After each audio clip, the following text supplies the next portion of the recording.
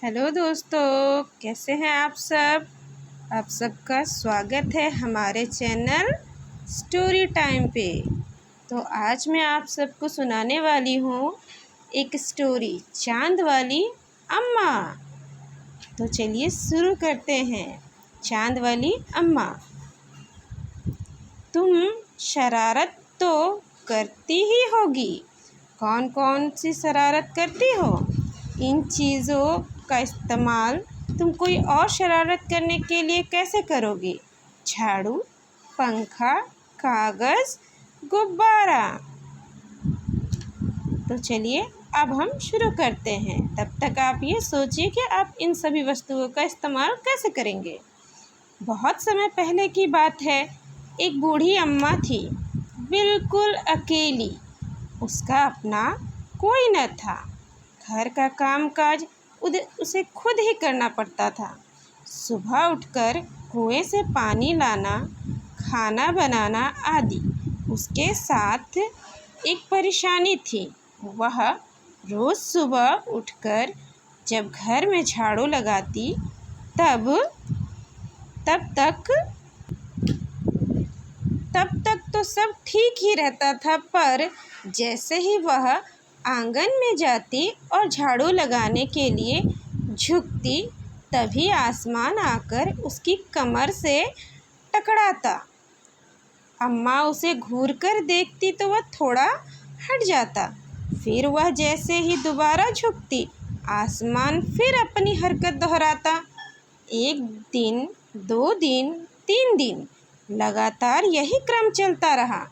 अम्मा झाड़ू लगाए और आसमान उसे तंग करे। एक दिन कुएं पर पानी भरने को लेकर अम्मा का किसी और से झगड़ा हो गया। अम्मा ज़रा गुस्से में थी। वह झाड़ू उठाकर आंगन में गई और जैसे ही झुकी, आसमान ने अपनी आदत के अनुसार उसे फिर छेड़ा। अम्मा ने आओ देखा न ताओ और कस कर एक झाड़ू आसमान को दे मारी। आसमान झट हट गया, पर वह भी अपनी आदत से मजबूर था। दूसरी बार फिर अम्मा ने झुकते ही टक्कर मारने लगा। अम्मा ने फिर पूरी ताकत के साथ वार किया। आसमान को शरारत सूझी। इस बार उसने झाड़ू पकड़ ली। उधर अम्मा भी झाड़ू पकड़े थी।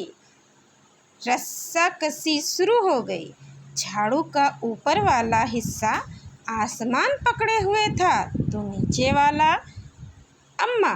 दोनों छोड़ने को तैयार न थे। अम्मा चिल्लाई, मेरा झाड़ू, मेरे पास एक यही झाड़ू है। तब भी आसमान ने नहीं छोड़ा। बूढ़ी अम्मा कब तक रस्साकसी करती, थक गई। आसमान ने झाड़ू खींचना नहीं छोड़ा। अब वह झाड़ू के साथ ऊपर उठने लगा। उसके साथ साथ झाड़ू पकड़े हुए अम्मा भी ऊपर जाने लगी। वह चिल्लाई, मुझे नीचे छोड़ दे, मुझे नीचे छोड़ दे।